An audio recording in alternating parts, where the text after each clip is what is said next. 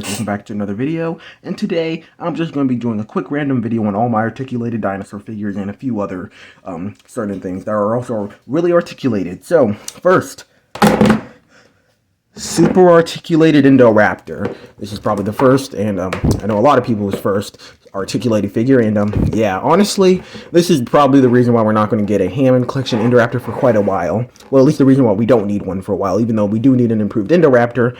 This figure was the first, pretty much the first Hammond Collection figure, even before Hammond Collection even existed. But, yeah, let me fix this lighting real fast. But yeah, pretty nice figure, though it has its issues. Also, I know a lot of people don't like the teeth on this thing. It'd be really cool to see an updated version of this figure, though I'd probably not buy it because, I have the original. So, yeah, this is a pretty nice figure. The paint job is nice. So, yeah, let's just get this guy out of here. Okay, anyways. Next, we have Hammond Collection Catosaurus, one of the Wave 2 Hammond Collection figures. So, you can see it has flaws, like mine has a wiggly head that kind of just wiggles around. But, yeah. This one actually was the first Hammond Collection figure I looked at and I was like, man, I need to buy that. Like, the Baryonyx was tempting, but this really made me decide to get my first Hammond Collection figure. And I'm glad I got it, because this figure is really nice. And also, thankfully I did, because this figure is like $200 on eBay now, so it's impossible to get, though I'm still mad I was not able to get the Irritator. I really wanted the Irritator. It's still my favorite Hammond Collection figure. Mattel, please re-release it. But anyways, on to the next one.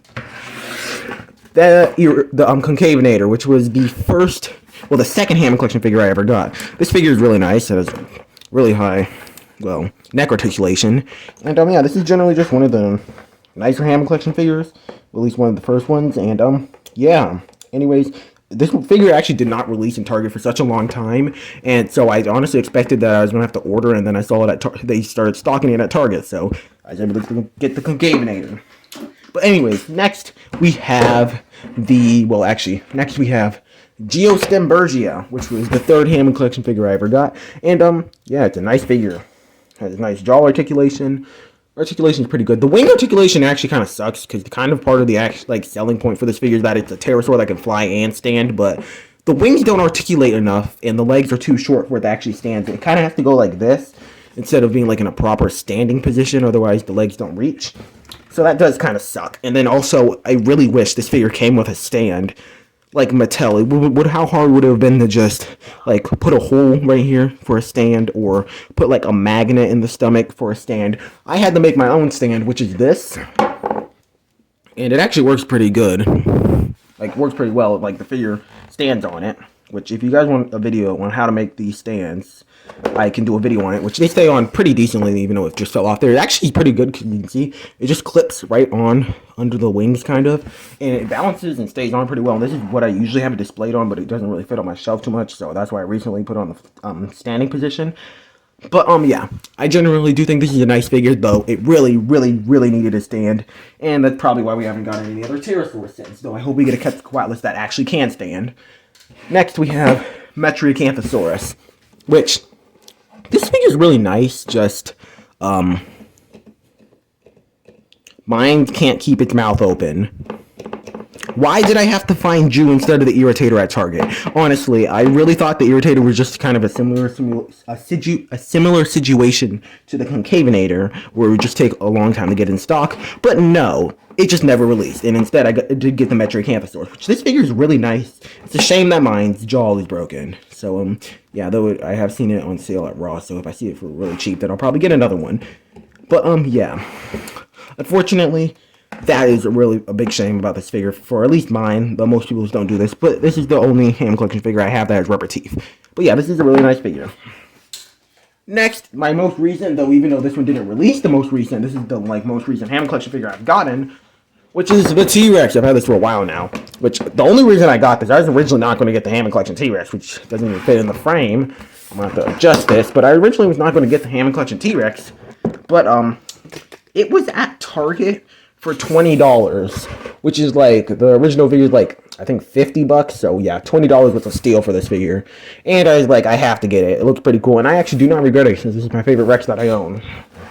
But I do really like the Hammond Collection T-Rex, and I need to get the Giganotosaurus, though. I'm going to wait till the quality control issues settle down and there's a good deal on it. But, yeah. That is the Hammond Collection Rex, and yeah, it's just a good figure. We're probably going to get a new one at some point since Mattel has to re-release Rexes, though I think it is kind of warranted since, you know, that figure's a bit outdated. Now we move on to some ones that are not actually really dinosaurs, but first I have this G.I. Joe, like, crocodile, which actually came with a human figure, but, let's just say I wanted the articulation joints to put them on my own figure, so that person is no longer here. But anyways, I did keep the crocodile since this was the only thing I actually wanted from the set, but the original set's like $60 for some reason, like maybe like $40, it's pretty expensive, but I found the set at Ross for $10, and I immediately had to pick it up, because this figure is great. And, this is one of the best crocodile figures. If you want an articulated crocodile, or just to use as a crocodile, or just a prehistoric croc, a generic prehistoric croc, this is one of the best ones. Not only does it have a rubber tail better than all of the Hammond Collection figures, but also it doesn't even have rubber teeth yet. It has really sharp looking teeth. Its articulation is really good. But also, this thing is insane with its standing abilities, being able to stand all the way up like this. And I believe I have gotten it to stand even higher. And it makes for like some really cool scenes of it trying to lunge at some prey or something. Like, look at this. This is a great crocodile figure, though it is a bit pricey to get a hold of, but if you see it for a good price, I recommend you do get it, because I do love this figure. It also has a rubbery stomach, which is nice. Next is a really random one. It's the Bandai Pac-Man frog, which I named Loki, because, yeah. But anyways, this figure is articulated. I got off of AliExpress. It has a lot of articulation. The mouth can open. It can literally blink. The head can move as well. The arms fully articulate. They have like several points of articulation. Same for the legs. But yeah, this figure, I think it was like $14 off AliExpress. But yeah, this figure is really nice. And yeah, the reason I got it in white, because the white one is actually the cheapest for some reason. Like, I don't know why this one was just suspiciously cheaper than all the other ones. But yeah, this figure is really nice, and I just like to use it as a Beelzebub, even though it is oversized.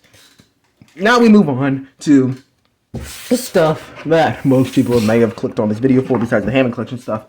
The Beast of the Mesozoic figures, which first we have the Spikelops, which was my first Beast of the Mesozoic figure I got. And yeah, this figure is actually really nice. I think it's really underrated, since I think it's one of the better of the smaller ceratopsians that are at least readily available, since Styracosaurus and the Pseudoceratops are pretty much impossible to get a hold of since they're kind of discontinued. But yeah, this figure is really nice. It also, I don't know if it can do it still, but I know at some point I was able to get this thing to stand on 2 legs. Actually, I literally just did it again. This figure can stand on 2 legs.